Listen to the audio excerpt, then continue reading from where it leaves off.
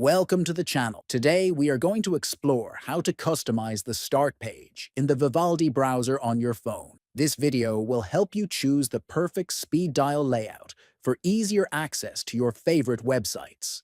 First, open the Vivaldi browser on your phone. Next, tap on the Vivaldi icon at the top right. From this menu, scroll down and select the Settings option to access browser preferences.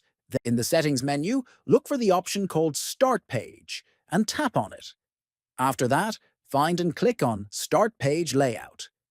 Here, you will see different layout options for speed dials. You can choose between large speed dials, medium speed dials, small speed dials, or speed dial list.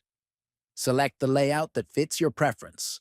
Large speed dials make the icons bigger and easier to tap. Medium and small speed dials allow more websites to be displayed on one screen. The speed dial list displays your favorite sites in a simple list format. If you found this video helpful, don't forget to subscribe to the channel, like the video, and share it with others.